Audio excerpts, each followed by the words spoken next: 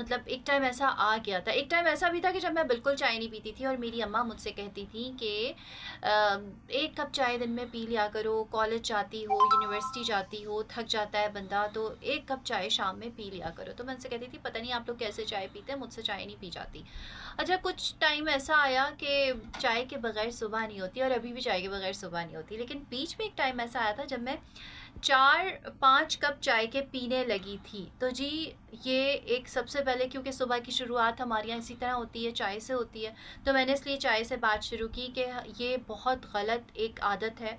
जो लोग चाय का बहुत ज़्यादा इस्तेमाल करते हैं वो फ़ौरन छोड़ दीजिए, क्योंकि अल्सर और आपके पेट में एसिडिटी पैदा करती है चाय। मतलब चाय, और मैं आपको ये भी बता दूं कि चाय एक मुकम्मल डाइट की तरह हो जाती है।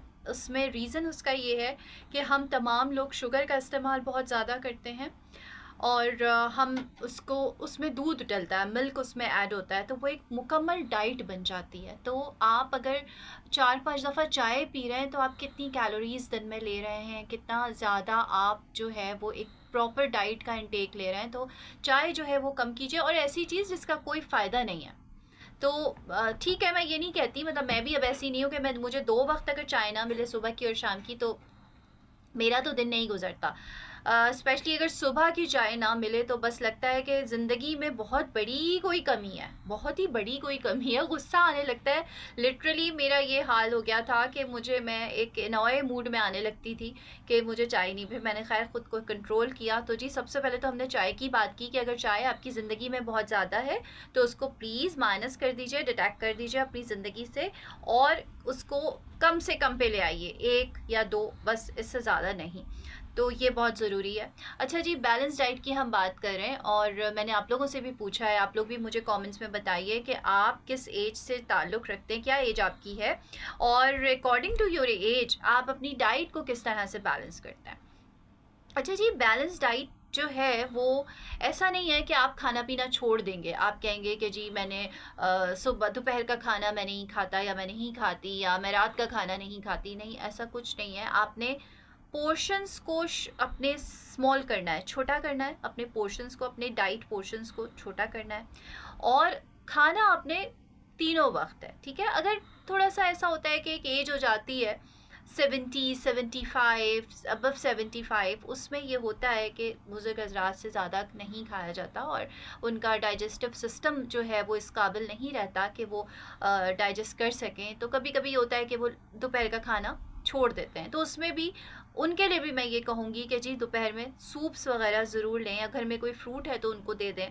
अगर कुछ नहीं है घर में, सिर्फ खीरा है, तो खीरा काट के उनको दे दें, जिसको हम क्यूकम्बर भी बोलते हैं इंग्लिश में, वो उन्हें काट के देते हैं। अगर वो रोटी चावल नहीं ले रहे तो कोई मसला नहीं है, तो ये उनको दे दें। लेकिन खाना आपने छोड़ना नहीं है। मतलब बहुत सारे लोग इस बात पे यकीन करते हैं कि हमने अपनी डाइट को बैलेंस करना है, या हमने डाइट की तरफ जाना है, या अपने वेट लॉस करना है, तो पूरा पूरा खाना छोड़ दिया, और उसके बाद जब खाना खाने शुरू किया दोबारा से 6 महीनों के बाद, तो वेट जो है वो और बुरी तरह गेन हो गया।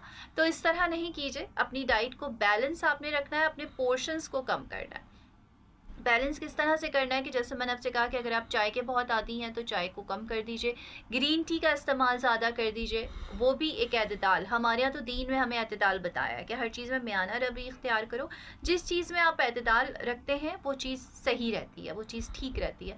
तो ग्रीन टी का इस्तेमाल कीजिए, और कॉफ़ी विद मिल्क नहीं, ब्लैक कॉफ़ी थोड़ी सी भी अगर दिन में ले सकें तो ज़रूर लीजिए। मैं ये उन ड्रिंक्स की बात बता रही हूँ जो कि आपके पूरे दिन को एडजस्ट रखेंगी, बैलेंस रखेंगी, आपकी डाइट को बैलेंस रखेंगी। उसके अलावा ग्रीन सब्जियां ज़रूर खाइए, उसमें सलाद है या सब्जियां हैं ज़रूर खाइए। हमारे यहाँ बिल्कुल ट्रेंड ख़त्म हो चुका है, हम लोग बिल्कुल सब्जियों से हट गए हैं। दालों का इस्तेमाल रखिए। अच्छा, मैं आपको बताऊँ मेरी अम्मा ने क्या किया हुआ था मेरे घर में, कि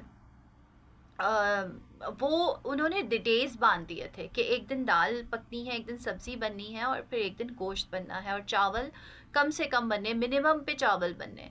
तो ये एक बहुत अच्छा, अब मैं सोचती हूँ, पहले तो बड़ी उलझन होती थी, चिढ़ होती थी, लेकिन अब मैं सोचती हूँ तो मैं कहती हूँ कितना अच्छा ये तरीका है कि आप दाल भी खाते हैं, सब्जी भी खाते हैं, और आप गोश्त भी खा रहे हैं उसमें, और उस तरह से गोश्त भी आपका एक बैलेंस तरीके से पक रहा है, आप उसको अफोर्ड भी कर सकते हैं। जाहिर सी बात है, जब 3 टाइम्स इन अ वीक गोश्त बन रहा है, तो आप फिर उसको अच्छे से बैलेंस करके बना सकते हैं। ना कि आप रोज़ाना बना रहे हैं तो आप सोच रहे हैं कि जी अच्छा अब हम जो है वो चिकन बनाए जा रहे हैं या हम मटन नहीं खा पा रहे हैं, ऑब्वियसली बहुत महँगा है। तो इस तरह से गोश्त भी आप सही से बना सकते हैं।